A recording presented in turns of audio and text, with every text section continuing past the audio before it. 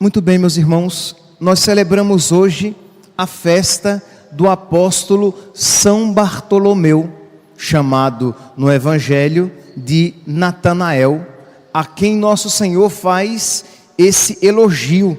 Eis um israelita, um verdadeiro israelita, sem falsidade. Então, um grande elogio, com certeza. Ele que até então tinha tratado nosso Senhor com um pouco de escárnio. Pode vir coisa boa desse lugar, pode vir coisa boa daquela localidade. Não obstante isso, nosso Senhor faz a ele este elogio. Ele morre, se torna apóstolo, pregador do Evangelho e morre esfolado. Arrancam-lhe a pele para que a sua morte se tornasse dolorosa. Mas, meus irmãos, hoje eu gostaria de falar sobre um outro santo. E como São Bartolomeu é santo, ele não vai ficar enciumado de no dia dele eu falar sobre Santa Rosa de Lima de novo. Por quê, padre? Você não falou ontem? Sim, mas hoje é o dia da sua morte e hoje faz 400 anos de morte de Santa Rosa de Lima, da padroeira da América Latina, das Filipinas e das Índias Orientais. Pois bem, então, como ela é nossa padroeira, vamos fazer desta ocasião um momento para aumentar a nossa devoção para com Santa Rosa de Lima. Eu falava ontem que ela recebeu o chamado de Deus. Nosso Senhor Jesus menino pediu que ela desse tudo dela a Ele.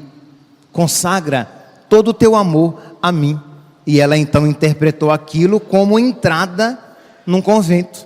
Tentou entrar nas Clarissas. Antes da sua ida definitiva, ela passou para rezar diante da sua imagem de devoção, uma imagem de Nossa Senhora do Rosário, e não conseguiu se levantar. Nem os seus irmãos conseguiram levantá-la para levá-la à igreja. Então ela interpretou que aquele era um sinal de Deus, que Deus a queria consagrada, mas aqui neste mundo. Os seus pais contestaram, tanto pelo seu desejo de entrar numa ordem religiosa, como pelo seu desejo de se consagrar totalmente a Deus e renunciar ao matrimônio. Mas, não obstante tudo isso, ela pediu que o seu irmão construísse um quartinho, 2x2, no quintal da sua casa, no jardim.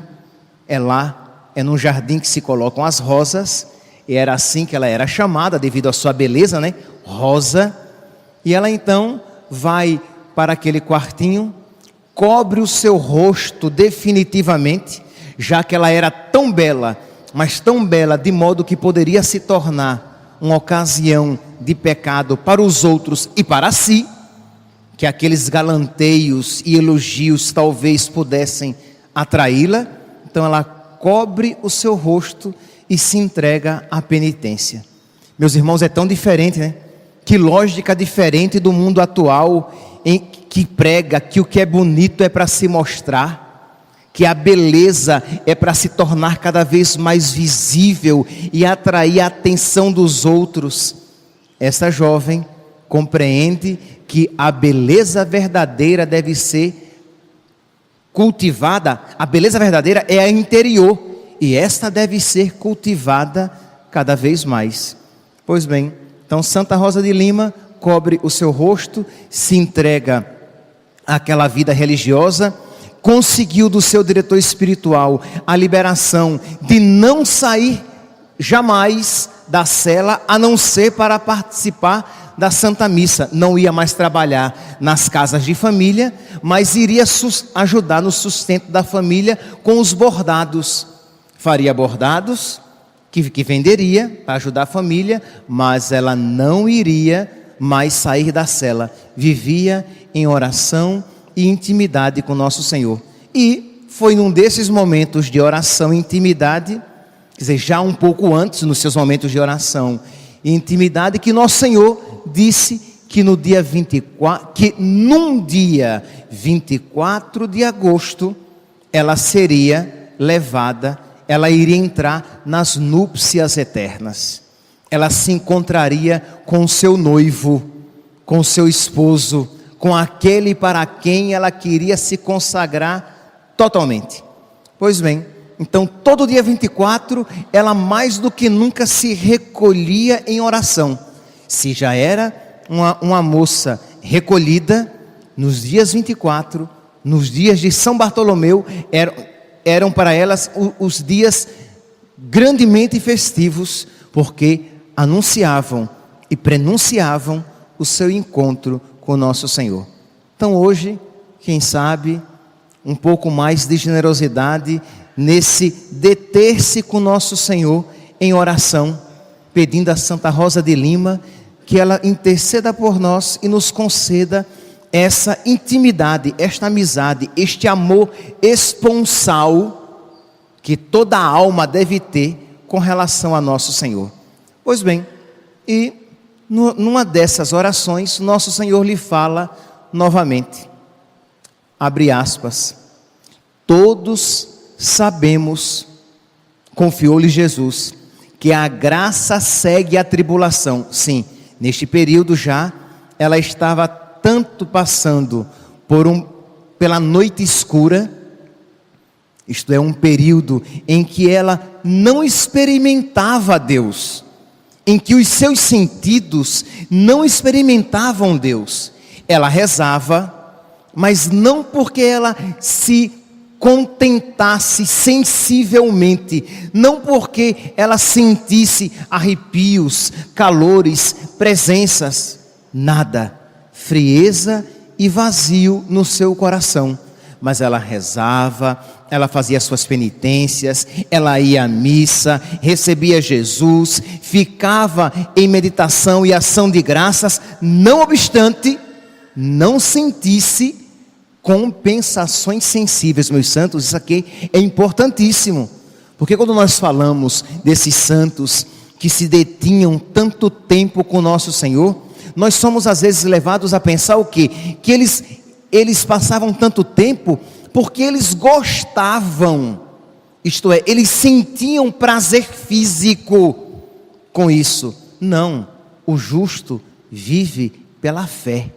Ela sabia que isso agradava a Deus, e isso lhe bastava. Ela sabia que aquelas penitências eram salvíficas para ela e para aqueles por quem ela rezava, e isto lhe era suficiente. Ela sabia que aquela vida consagrada, escondida, recolhida, era agradável a Deus, e isto lhe era suficiente. O justo vive pela fé e não pelo sentimento.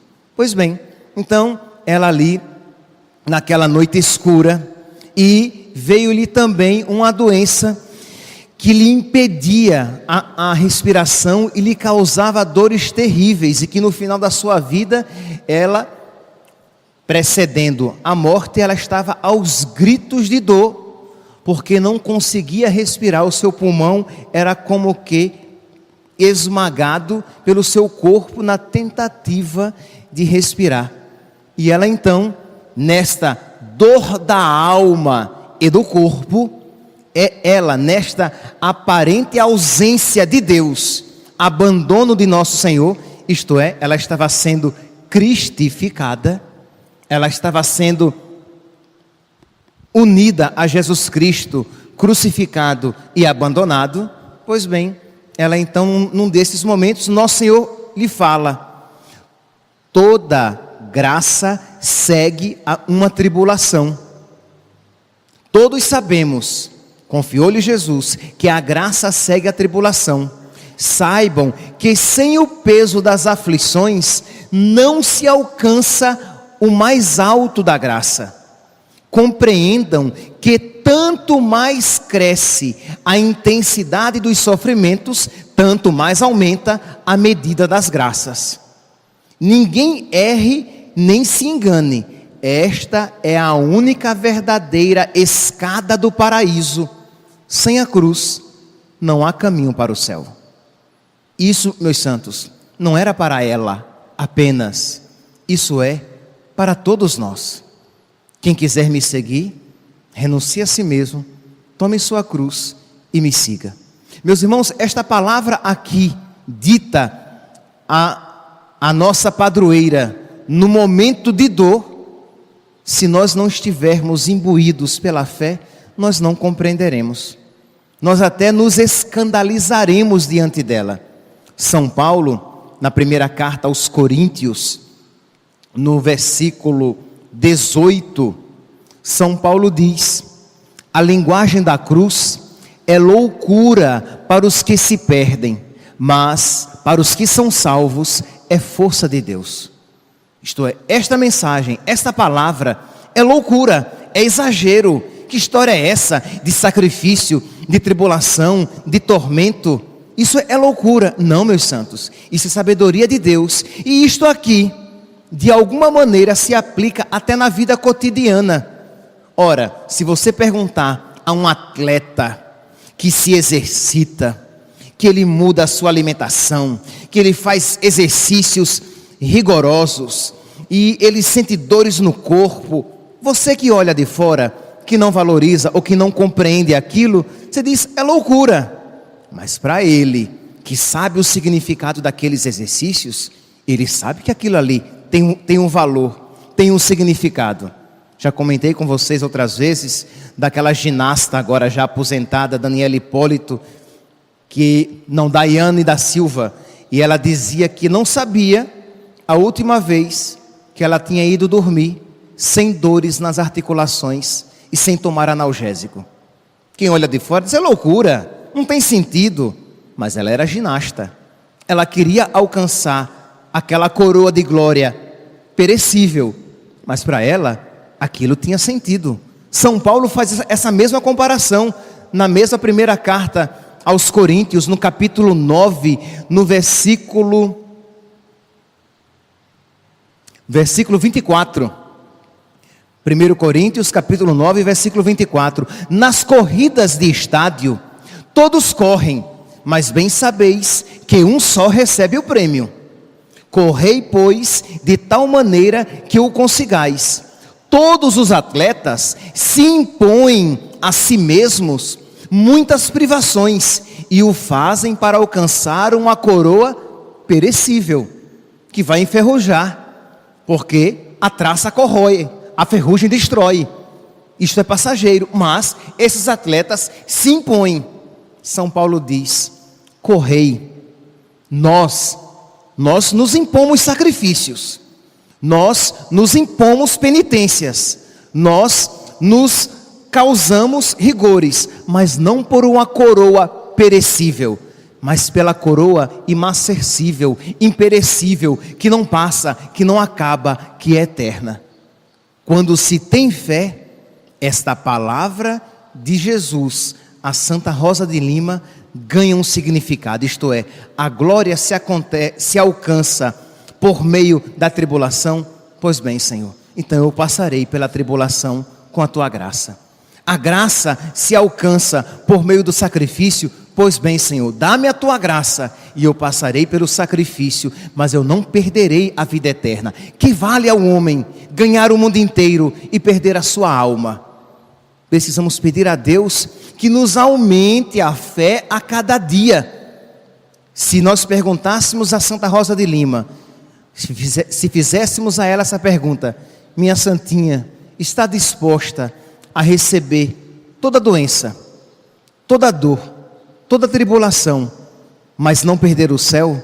Não tenhamos dúvidas que a resposta dela, não porque heroína, mas porque crente, porque fiel, porque cria na palavra do Senhor, ela diria, eu quero, eu estou disposta a trocar tudo pela graça de Deus e ser encontrada juntamente com Ele. São Paulo, no exagero cheio de fé, diz, comparado a Cristo, tudo eu comparo, eu considero como lixo, como esterco. Comparado com Cristo, saúde física é esterco. Comparada com Cristo, glória do mundo é esterco.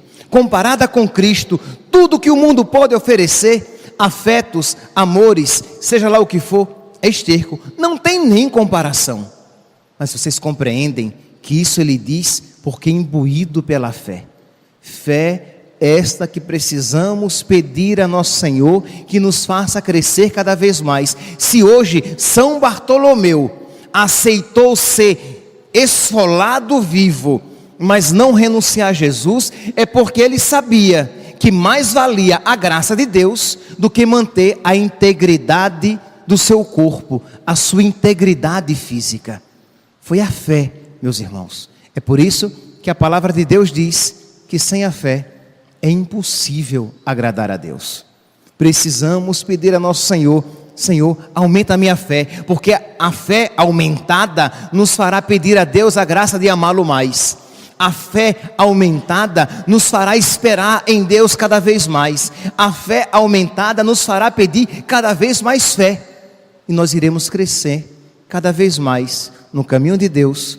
E por graça e misericórdia do Senhor, nós o alegraremos cada vez mais com a nossa vida e nos tornaremos cada vez mais semelhantes a Ele e a todos aqueles que o seguiram com generosidade de vida. Santa Rosa de Lima, então, no dia da sua morte, 24 de agosto de 1617, quando ela morreu literalmente na virada do 23 para o 24, Lima inteira foi tomada. Vocês podem imaginar que os padres de toda a cidade iam ver o seu corpo, que primeiramente ficou na casa onde ela estava. O bispo de Lima presidiu as suas exéquias, e ela que pediu para ser enterrada no convento dos dominicanos, já que ela era da ordem terceira dos dominicanos.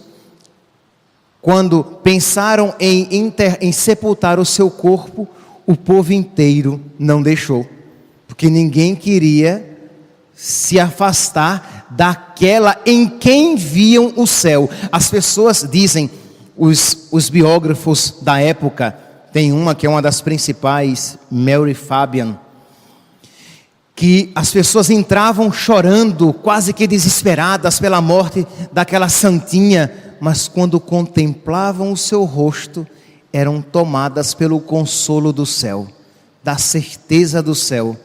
Aquilo que antes era dor, se transforma em alegria, como na nossa vida de fé deve acontecer. As nossas dores, quando colocadas à luz de Deus, ganham um novo sentido, um novo significado. As pessoas retalhavam o seu hábito. Ela foi enterrada com o hábito dominicano da ordem terceira. Aqueles que cuidavam do seu corpo tiveram que revesti-la 6 vezes, que as pessoas iam com tesouras escondidas para cortar o seu hábito e levar a relíquia. Então tiveram que tirar aquele hábito, colocar novamente, até que o bispo perguntou: quantos hábitos já lhe puseram? Esse é o 6º. Ele disse: enterra, senão. Ela foi enterrada 24 horas depois do previsto, porque as pessoas não queriam se afastar daquela junto à qual Deus encontravam. Meus irmãos, peçamos a nosso Senhor que aumente no nosso coração amor à nossa padroeira, a padroeira de toda a América Latina, mas que este amor não seja um sentimento simplesmente, mas seja um desejo de imitação, que por meio do nosso amor a Santa Rosa de Lima, cresçamos em amor e em imitação a nosso Senhor Jesus Cristo, crucificado na nossa vida. Louvado seja nosso Senhor Jesus Cristo.